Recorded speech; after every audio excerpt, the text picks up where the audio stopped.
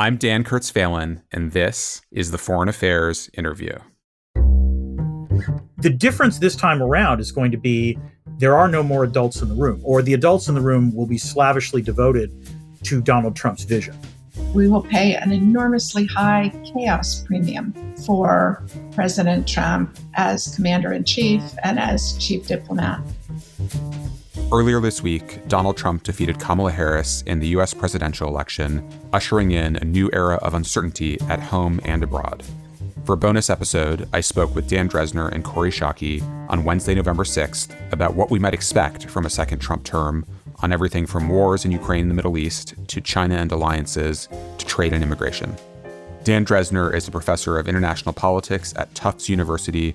Kori Schake is director of defense and foreign policy studies at the American Enterprise Institute and has served in senior jobs in the Defense Department, the State Department, and on the National Security Council.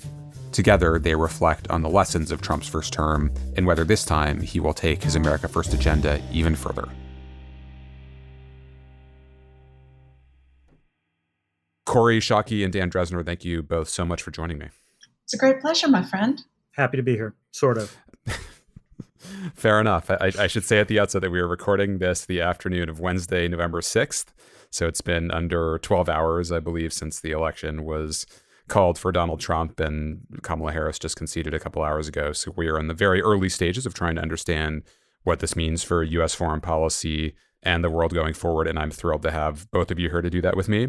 I want to start by looking backwards and going back to Trump's first term in office and the Trump foreign policy as it actually was. And that's not as his campaign rhetoric has characterized it and as it's, I think, been portrayed in political debates in recent months, which really comes down to this idea that, the world was reasonably placid between 2017 and 2021, and that it's been sort of messy and violent since then, whether that's wars in the Middle East and in Ukraine or the effects of global instability as we've seen them in the United States. But as you look back, and you've both studied and written for Foreign Affairs and elsewhere about the first term Trump foreign policy, how would you in fact characterize his record in that first term?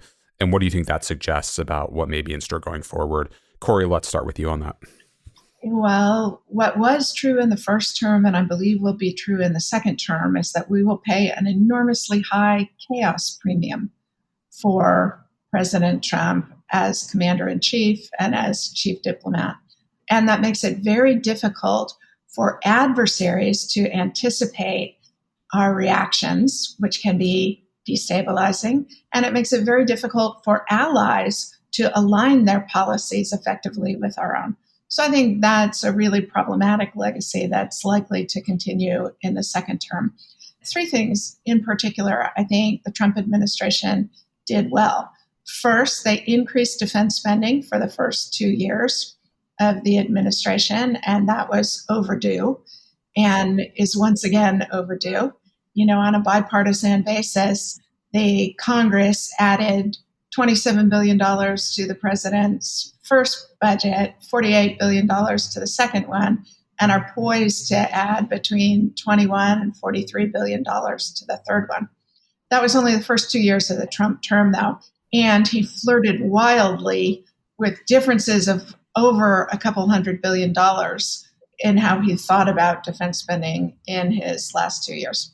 Second thing I think he did well was the Abraham Accords, which I think were the main foreign policy success, bought obviously at the cost of support for an independent Palestine, but getting the states of the Gulf and beyond to acknowledge that they and Israel had common security concerns, and the basis for deepening cooperation, I think, was an important thing. And the third was the stronger focus on China and the challenges China is posing for the United States and for others in the international order.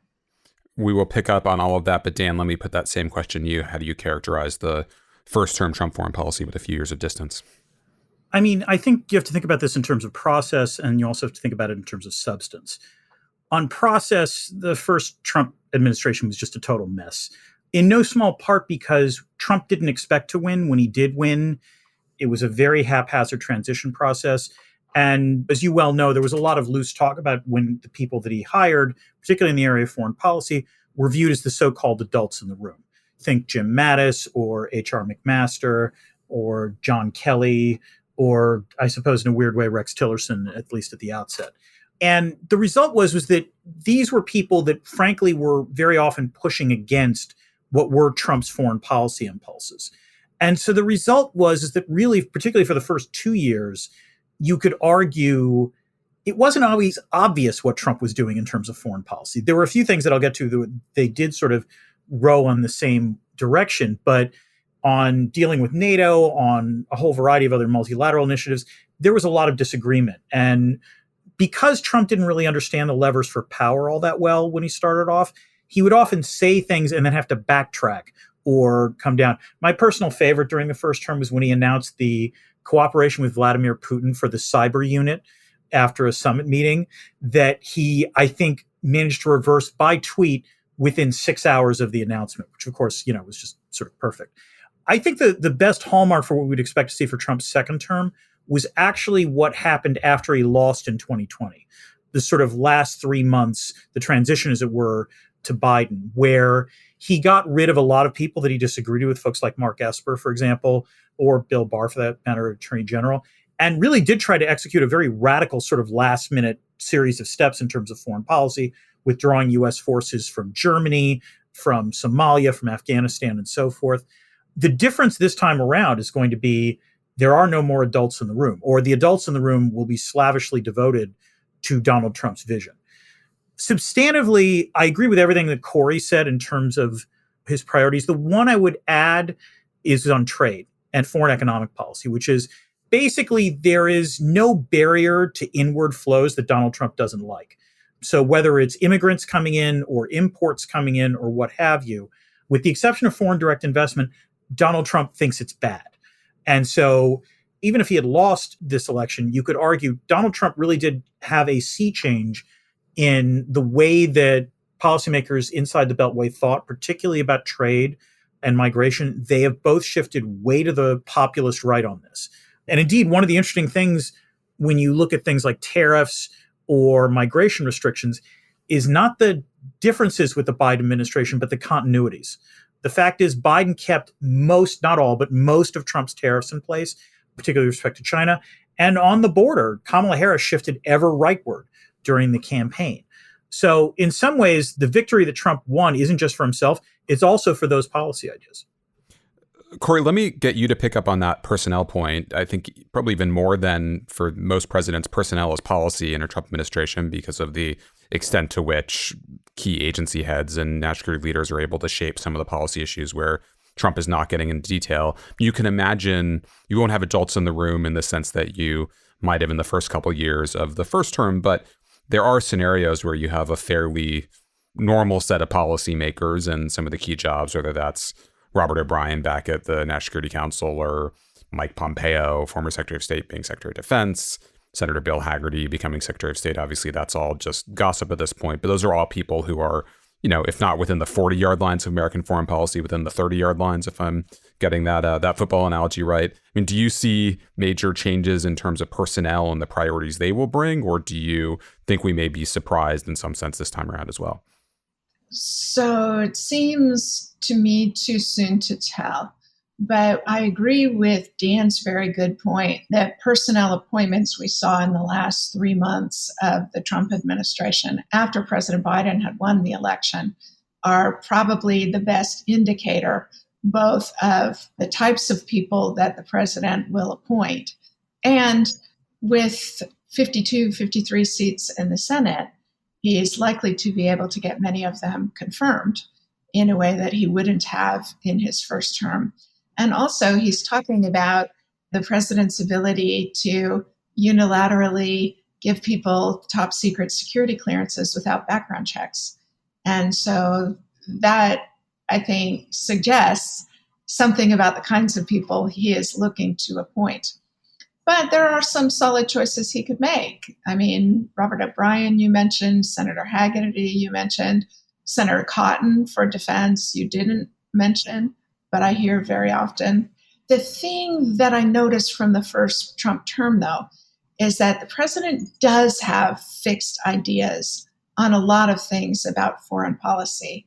And Elizabeth Saunders wrote a great piece on this recently, that the president's actually quite predictable on immigration, on trade, on allies. And the people he puts in senior positions may be able to affect that, but only on the margins.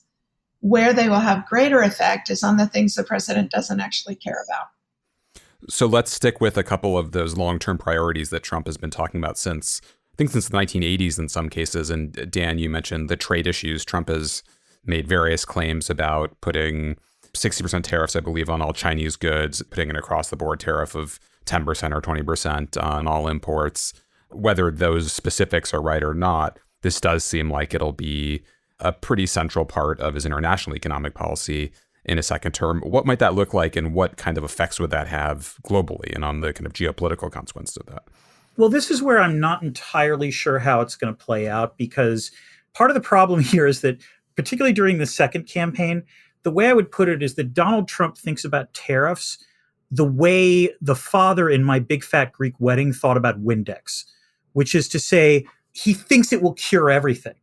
He's talked about tariffs replacing taxes as the primary source of income. He's talked about using tariffs to punish people if they diversify away from the dollar. He's also talked about tariffs as a tool for, getting better trade deals, while simultaneously also using tariffs as a way to create incentives for domestic production and inward foreign direct investment. Now, I'm not sure tariffs are great at any of those things, but one of the things I'm quite certain of is they can't do all of those things. And so the interesting question is, how far does he go? One of the personnel we haven't mentioned that is undoubtedly going to return in a second Trump term is Robert Lighthizer, who was Trump's first term U.S. trade representative. Wouldn't surprise me if he goes to Treasury or heads the National Economic Council this time. And Lighthizer is also a huge booster of the idea of tariffs and other forms of protectionism as a way of getting more managed trade deals. This goes to another issue in terms of Trump and predictability, which is the paradox of Trump is that he is a predictable madman. Trump is a huge fan of the madman theory when it comes to bargaining. He really does believe that if he rants and raves and threatens to, unleash fire and fury, or the economic equivalent of fire and fury in the form of tariffs, that he wants his other bargaining partners to think that he's crazy enough to do it in the hopes that he can then get concessions of some kind. Now, we actually know how this went during the first term, and the answer was not well. Trump's track record when it came to coercive bargaining is actually really bad outside of Mexico. He basically didn't get anything he wanted in terms of the renegotiation of NAFTA. He didn't get much in terms of the renegotiation of the KORUS, the U.S.-South Korea Treaty. He didn't get a ton of concessions from Europe either. And this then leads to the real known unknown here, which is, will Trump actually follow through on a lot of these things because he likes tariffs anyway? Or the other trait that Trump shows sometimes is that he will bluster and threaten and stomp his feet. And the moment he gets any concession whatsoever, he will back down and claim, I just got the greatest deal. And so the interesting question is going to be, to what extent do trading partners and or adversaries come up with ways to give him deals where he can back down, whether it's a glowing orb or a sweet investment deal or whatever. And I do think that's sort of a known unknown, in the sense that I don't think if the tariffs go through, he's necessarily going to mind, but he might back down if he is given a sufficiently shiny concession. What's the scenario in which he goes forward with them? Do you imagine a kind of retaliatory cycle that leads us to a very bad place? I mean, where does that end exactly? Yeah, we're going to be in a very bad place. I mean, if he goes forward, we've seen the European Union already start to build up its list of what it wants to do in response. China, I assume, would retaliate as well. There might be countries like, let's say, South Korea, that decide they'd rather be on the inside of the security umbrella and it would be worth it to make concessions. But by and large, I think you would just see ever increasing amounts of trade restrictions. The last time we had this, it triggered an industrial recession in 2019.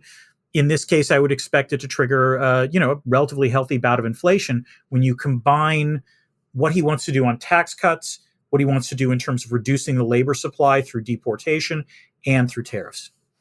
And Kori, let me go to you on, I think, one of the other kind of fixed principles of Trump's worldview, and that's alliances and Trump's skepticism about or antipathy towards alliances.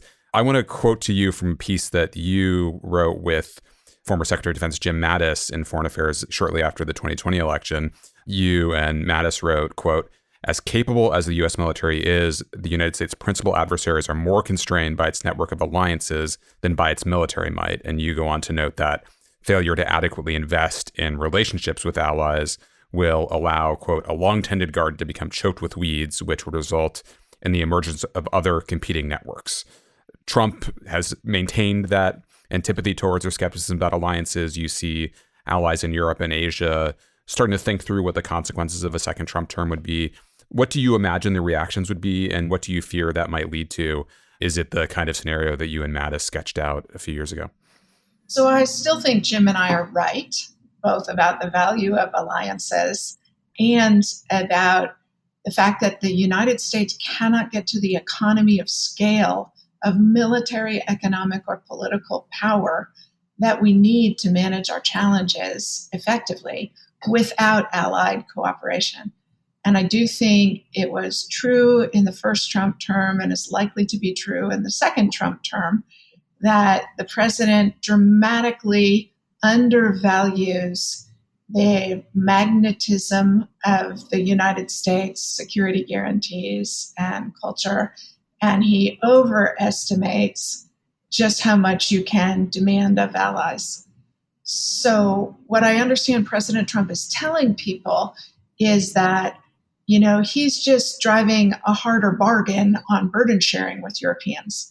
And by the way, he's not wrong, right? Since Dwight Eisenhower was president, we have been complaining about burden sharing, and Europeans have done too little to address, especially in the last 20 years, a very obviously burgeoning American dissatisfaction.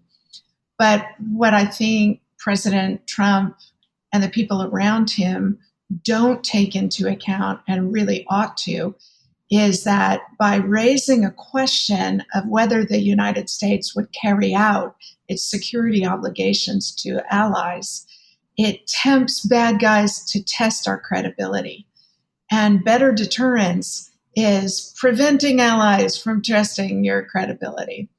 And so I think we're likely to see a beauty contest among Europeans, Poland, Hungary, possibly even Finland, the Baltic states, the countries that are on the central front confronting Russian aggression are likely to make compromises to keep the United States engaged and willing. As Dan said, South Korea is likely to do.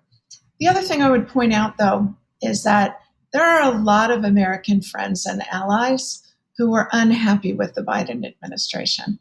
I mean, India, Prime Minister Modi is quite contented with President Trump's reelection.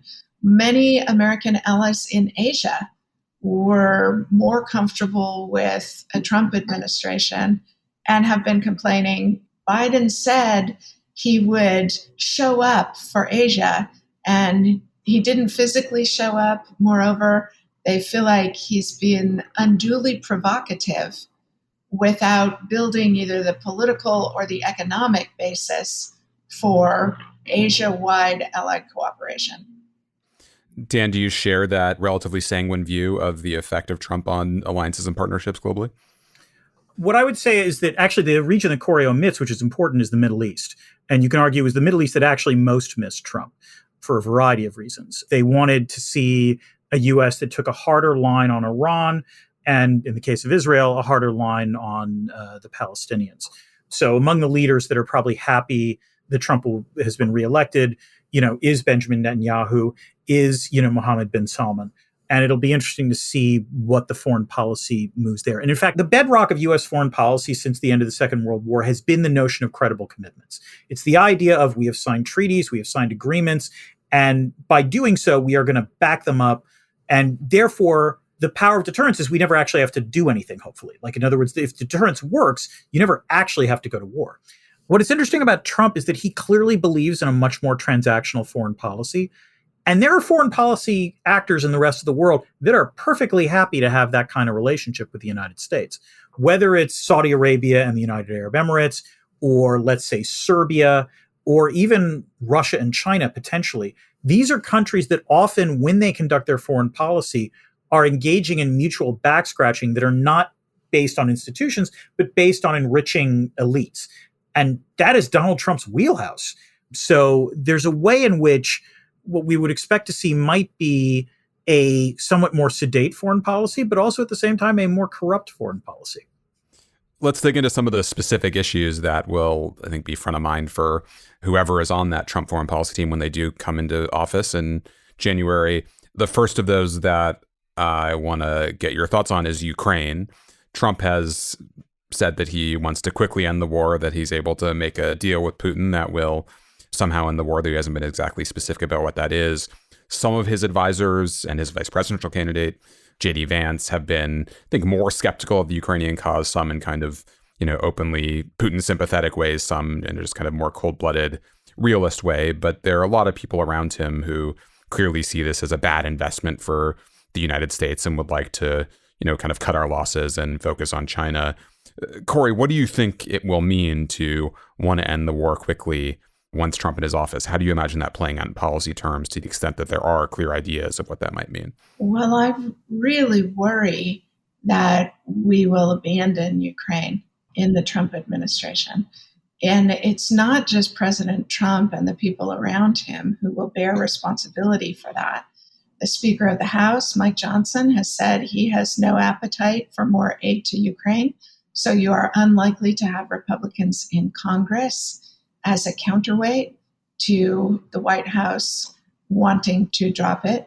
Moreover, the current president had more than 2.5 years to be able to assist Ukraine, and the timidity with which we were willing to run risks in order to help Ukraine succeed, I think also bears some consideration as we assess the blame, none of which makes it any easier to watch Ukraine's heroic resistance potentially falter for lack of support.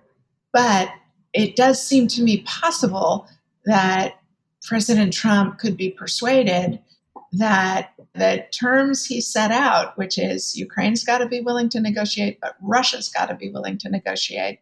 And if Russia won't come to a deal, that he will arm Ukraine even more than the Biden administration had. Those of us who believe in Ukraine's cause of restoring its internationally recognized territory ought to try and hold the incoming president to that. Dan, how do you imagine Ukraine policy will play out? So I guess the way I would put it is that there is no denying that, Trump and to a larger extent his MAGA coalition, there is a Russophilia there. And obviously Trump's hostility to Ukraine dates back to his first impeachment. And, don't underestimate the role that will play in terms of how Trump thinks about this. That said, it's also worth noting that Trump felt compelled to meet with Volodymyr Zelensky when he came to visit Kamala Harris. And the fact that he even thought that that meeting was important is in and of itself interesting. The other thing that we should bear in mind is, to put it gently, remember, Joe Biden's numbers started going into negative territory when Afghanistan fell. If Trump cuts Ukraine off, you're going to see a version of Afghanistan or Vietnam, but with white people. And that, I'm not sure, is going to play very well in the United States. I think the question is, will Vladimir Putin actually be willing to make any meaningful concessions? And so far, the evidence is that he does not. I mean, he's legally annexed the territories that he's conquered. Unless Ukraine recognizes that, there's no point in talking about negotiation. So it is possible that we wind up in a weird status quo where, as Kori says, Trump, because he didn't get anything from Putin, has no choice but to arm Ukraine even more. We'll be back after a short break. Let's turn to the other truly major conflict zone, or one of the other major conflict zones now, which, Dan, you mentioned earlier, the Middle East. Trump has similarly said that he wants to wrap up the war in Gaza quickly. They've talked about being tougher on Iran. There are clearly some major players in the region, including Prime Minister Netanyahu and Crown Prince Mohammed bin Salman in Saudi Arabia, who seem to be happy with the results of last night's election. Dan, let me start with you. What do you imagine a Trump approach to the various conflicts in the Middle East might look like, and how much of a change will that really be from what we've seen under the Biden administration? I think the change in terms of dealing with Israel is going to be if there is pressure from Trump, it's pressure in a different direction. Biden, to the extent that, he tried to restrain Netanyahu, not that he succeeded all that much, was, basically trying to enforce the laws of war and try to push for a ceasefire in Gaza, as well as tamp down conflicts with Hezbollah and with Iran. I think Trump wants to see them accelerated. He will have no problem with Israel annexing the West Bank. He will have no problem with Israel annexing portions of Gaza or creating new settlements there. The only thing he will be concerned about there is literally the public relations of it, because it's not going to look pretty. It's going to look awful. You're going to have horrific images of Palestinian suffering. And to be blunt, I'm not sure the Saudis are going to be all that upset about what happens to Hamas. The West Bank might be a somewhat different issue, and they might try to get Trump to constrain Netanyahu somewhat there. But I also think that Trump is perfectly happy to have Israel be its proxy in terms of combating Iran. And this is one of the other issues of trying to figure out a way to box in Iran. And the conservative position on this has always been that the problem with the JCPOA was that while it dealt with a nuclear issue, it gave Iran a freer hand in the region, leading to all kinds of destabilization. It wouldn't surprise me if you see Trump starting off, though, with the use of military force, potentially against the Houthis, because he'll want to see Red Sea shipping open up again. I don't know if there's any actual viable strategy where that happens, but, that's never stopped Trump before. And, you'll see efforts to try to create a sort of Sunni coalition that continues to put the screws on Iran. I honestly think the real open question here is, if there really is a rapprochement with Putin, to what extent does that affect what I like to call the coalition of the sanctioned, which is Russia, Iran, North Korea, and China? Because Trump's enmity for Iran is pretty real, and particularly those of his advisors. If there is one country that gets Mike Pompeo very exercised, it's Iran. And so the question becomes, if he pushes on Iran, to what extent does that create difficulties in terms of trying to build a relationship with Putin? I just want to add two quick things to Dan's excellent assessment. One is that the pressure on Iran, coupled with Israel's ongoing wars, put enormous strain on the government of Jordan. And I think we are underestimating just how much Jordan could totter and potentially fall. So I think we're not worried enough about Jordan. And the second thing on Iran, what really made the sanctions effort that drove Iran into negotiating the nuclear limits was European participation, right? And when we withdrew from the JCPOA, Europeans stopped wanting to be helpful to us on constraining the problem. And I think that's likely to be a significant problem for a Trump administration, which is going to want to take a very hard line on Iran. But it's difficult to see how to make that effective, since Russia and China aren't going to help. They're Iranian allies these days. And Europeans are likely to be freaked out by a Trump administration generally, and are going to have their hands full trying to help Ukraine and trying to have more defense cooperation among the EU states. Dan, did you want to respond to some piece of that? Well, I think that the issue with sanctioning Iran, the European buy-in was important, but it's actually worth noting that the sanctions that the Trump administration imposed after it withdrew from the JCPOA were actually more punishing on Iran's economy. The issue wasn't just the sanctions. The issue was what the demands were. With the JCPOA, the Obama administration made it clear, look, what we want to do is have these concessions on the nuclear issue, and then we will lift the sanctions. When you look at what Mike Pompeo wanted in terms of the demands listed, it was a much larger set of demands that was, frankly, it was never in any way realistic that Iran would even consider complying. And so, you're likely to see that play out again, where you have a maximum pressure campaign on Iran, but Iran's not going to concede in any way whatsoever. Indeed, if anything, what it might do is accelerate their development of a nuclear weapon. Kori, let me just get you to expand on this question of what a hardline policy in Iran might look like. I've asked this question to various advisors to Trump, including former and perhaps future National Security Advisor Robert O'Brien, who, they all talk about a much tougher Iran policy. But what that actually looks like at this point, when Iran is sitting a few days away from having enough highly enriched uranium to make a nuclear weapon is not exactly clear. What are the options there, short of military action, U.S. military action, to go after Iranian nuclear facilities?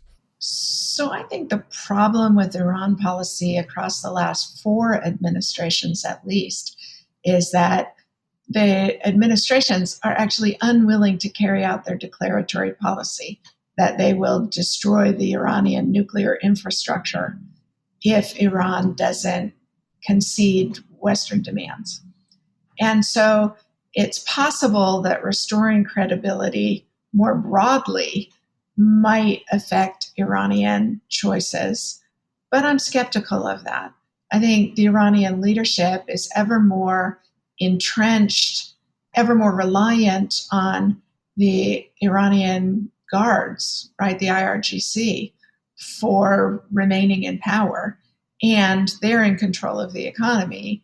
And so it's hard for me to see what, short of either destroying the program or having the kind of credibility that Iran thinks you would, could get much done. But one possible turn of the kaleidoscope is that Israel's wars have punctured the sense of Iran having an effective strategic depth through the use of its proxies. I mean, the ease of destruction of Hezbollah in particular, I think, might be consequential in brushing the Iranians back. Let's move on to, I think, what will be the biggest focus of American foreign policy in a Trump administration and would have been in a Harris administration as well, and that's China.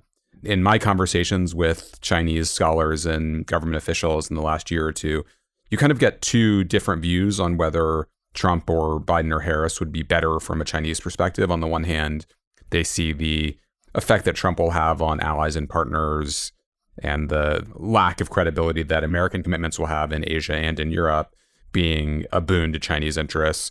You also see some degree of anxiety about tariffs and about just the sheer degree of unpredictability you would get in a Trump administration and what that could mean for Chinese economic development, especially.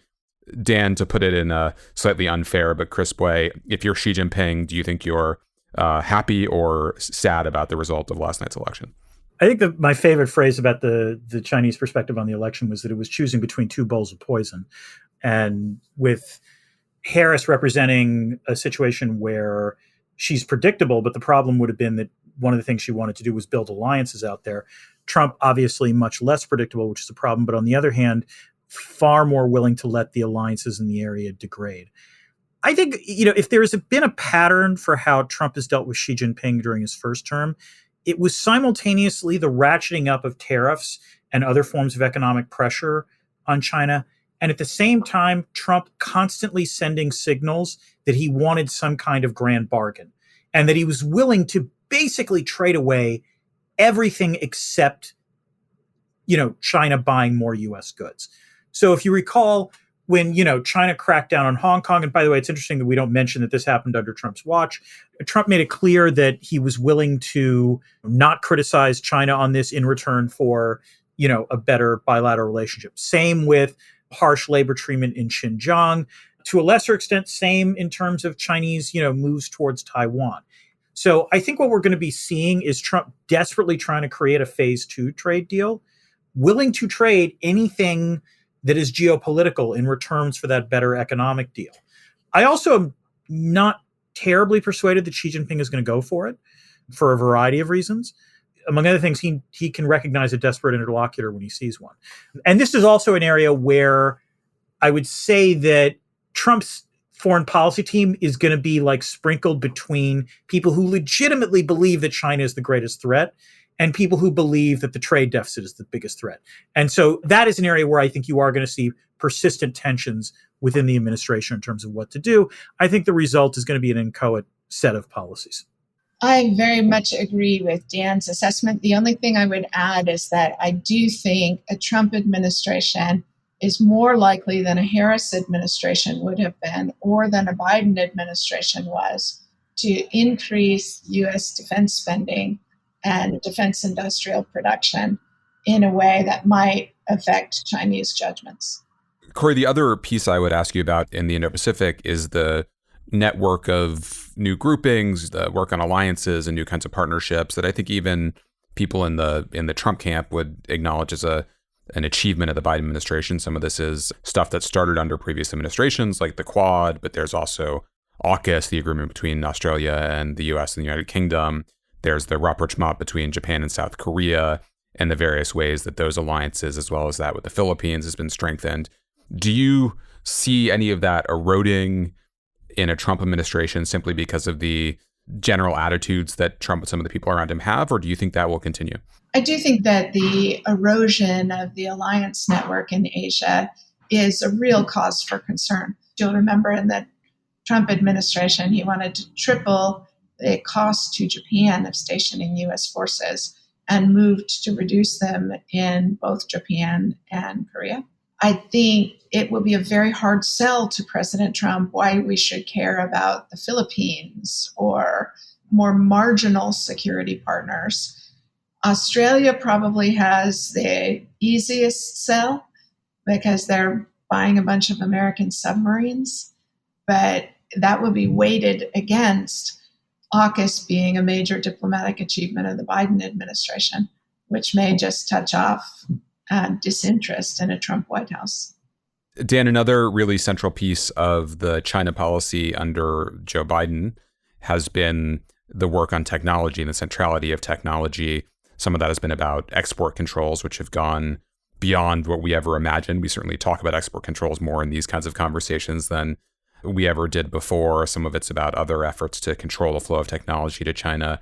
You wrote a great piece in a recent issue of Foreign Affairs called How National Security Became Everything and Everything Became National Security, which got at the ways in which this has become really the center of the American foreign policy discussion. Do you see that being carried out as effectively or differently under a Trump administration? Is that a kind of just new feature of the American national security state that will be sustained under almost any president? Yeah, I think that would have continued under a Harris administration as well. So that's an area where there's continuity. Economic security is now, part and parcel of what, U.S. foreign policymakers are going to be thinking about. And so that's going to play out in the form of greater export controls. I think the way that's also going to play out is also in terms of people. You might see restrictions put on Chinese students coming to study in the United States. I would not surprise me if there were other restrictions on U.S. students studying in China, for example, or either sort of reciprocity there. So, yeah, this is a new normal that we're going to have in terms of foreign policy. Of course, the other interesting question is that there's going to be a point after which these export controls don't matter as much. China eventually is going to indigenize its production, and to some extent has found workarounds around some of the export controls. And so this is a policy that I think generates short-term gains for the United States. And over the long term, I'm not sure how viable it's going to be. But will Trump continue it? Absolutely. Kori, let me raise another relationship that is incredibly central to U.S. economic interests and security interests. So that's the relationship with Mexico. Migration is, of course, going to be a major focus of the early days of a Trump administration that could involve deportations or hardening of immigration policies that would have pretty serious effects for Mexico. You could imagine that relationship becoming fraught in various other ways. How do you see that playing out? What are the risks there? What are the potential upsides? Yeah, so I do think the biggest foreign policy opportunity the United States has been missing is consolidation of North America as a labor platform, as an energy platform, in all sorts of ways. And I think we are certain to continue missing that opportunity in a Trump administration. I do think the reaction, not just of Mexico, but of other countries in the region of mass deportations, is likely to be poisonous to any positive agenda we or they would want to have. I also think the Mexico relationship is going to get more complicated anyway because of the policies, the democratic backsliding going on in Mexico itself. Dan, you started off by talking about how Trump, likes to say that everything was stable in his first term and that, he didn't start any new wars. And, whereas Biden wound up getting embroiled in both the Middle East and Ukraine. And I think, this often there's often pejoratives cast about Trump about how he's an isolationist. I think that's a mischaracterization. Trump is not an isolationist. He's a mercantilist who wants to bomb different countries. And the countries he wants to bomb are all in Latin America. He has been very forthright about this, about using military force to deal with either coyotes or criminal gangs or fentanyl shipments. And by the way, this is also an area where it's not just Trump saying this, it's most of the GOP also saying this. So, it would not surprise me if during a second term, you see at least one or two military strikes, either in Mexico or in Central America, as a way of showing that he's getting tough with these criminal gangs. Kori, let me get at one other issue that you've raised in various articles and in various contexts over the years, and that's the risk of the politicization and misuse of the military, of the intelligence services, of law enforcement to some degree. When you look at that set of risks, what worries you and what do you imagine we're likely to see in the first months of a new Trump administration? Well, President Trump has threatened to fire all the woke generals on day one. And so if he, for example, fires the chairman of the Joint Chiefs of Staff and the service chiefs, that will create quite some consternation, probably with Congress as well as with the Defense Department. I do think there are real causes for worry about the president wanting to invoke the Insurrection Act. So to get around the 1878 restriction on the use of the American military for law enforcement purposes. I also think President Trump in his prior term tried very hard to marginalize the chain of command, and by reaching past them into the rank and file and by pardoning people convicted by courts-martial, for example, to create a personal sort of Praetorian loyalty with the military. And that's a dangerous thing, a dangerous authoritarian tendency that the president has. And while I think, there would be a lot of resistance to those things in the military leadership, fire enough people, and at some point you're going to find people who will carry out instructions. And it is a common fallacy that the American military has no responsibility to obey immoral orders. The American military has a responsibility to refuse to obey illegal orders. But we do not want a military where every major or lance corporal is determining for themselves whether the president's policy is appropriate. So this could get messy in lots of ways that would do lasting damage to the American public's relationship with its military. I would just add to Kori that the problem is not limited to the military. It extends to the entire foreign policy establishment. Recall that, again, this happened during the end of Trump's first term, the creation of Schedule F, which was a list of employees, civil service employees in various cabinet departments that were deemed sufficiently important that they could actually be fired as political appointees. This was a key plank of sort of Project 2025 that was put forward and orchestrated by the Heritage Foundation. I have no doubt that Trump is going to institute Schedule F when he is inaugurated on January 20th. So the word purge is a little strong, but I think you're going to see a purging of a whole variety of foreign policy professionals, ranging from state to Treasury to the intelligence community to the Department of Energy and so forth, that is going to fundamentally weaken the U.S. foreign policy apparatus. Are there any other discontinuities or dangers of a second Trump term that we haven't talked about today that either of you has focused on? The one thing I would say is corruption. I think we've underestimated. Even within the first term, Jared Kushner worked in the White House, and then after leaving the White House, mysteriously got $2 billion worth of investment from Saudi Arabia, and no one has explored that relationship. Rick Grenell is involved in a variety of real estate deals in the Balkans, along with Kushner. It would not surprise me if some of the people that wind up getting appointed have private sector interests that they will want to see addressed. And this goes to a point that Kori mentioned earlier, which is There are reports that the Trump administration is just going to bypass the FBI completely in terms of doing background checks, that they might outsource it to the private sector, which is a polite way of saying they're not really going to do them at all. And so you're going to have some potentially very compromised people in positions of power. And this is easy prey for countries like Russia and China. Let me close by going back to things that each of you has written in Foreign Affairs in the last few years. Dan, starting with you, you wrote a piece in September 2023 looking at the prospect of a return of Trump to the presidency, in which you argued that the Biden administration should institutionalize, quote, as much of the United States' current foreign policy as possible. Has the administration managed to do any of that? Will it be able to over the next few months? No, simply put. There is no multilateral regime to deal with export controls on China. While it has created international groupings, these are almost entirely executive agreements that can be revoked by the next president, which Trump may or may not do, depending on the grouping. We're obviously going to pull out of the Paris climate change accords, for example. And this is an increasing pathology, by the way, I would add, of U.S. foreign policy, which is the reluctance of any Congress in a polarized era to ratify a president's foreign policy accomplishments if it's from the opposition party. So no, most of the Biden administration's foreign policy is not institutionalized. They're not going to be able to do it in the 90 days or less than 90 days before the transition.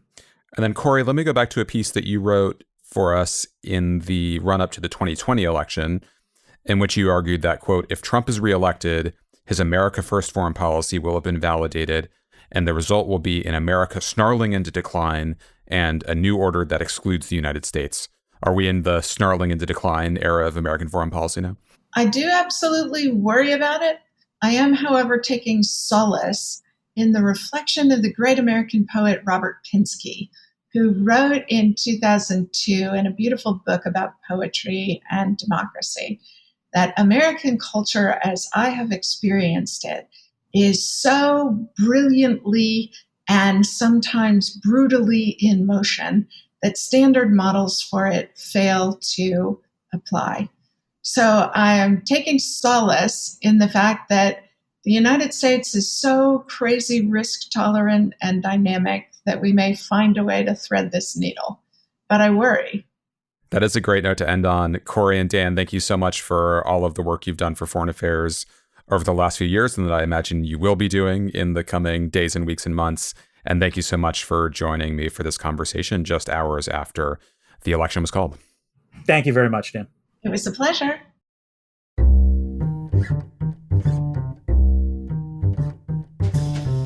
Thank you for listening. You can find the articles that we discussed on today's show at foreignaffairs.com. The Foreign Affairs interview is produced by Julia Fleming Drezner, Molly McEnany, Ben Metzner, and Caroline Wilcox. Our audio engineer is Todd Yeager. Our theme music was written and performed by Robin Hilton. Make sure you subscribe to the show wherever you listen to podcasts. And if you like what you heard, please take a minute to rate and review it. We release a new show every other Thursday. Thanks again for tuning in.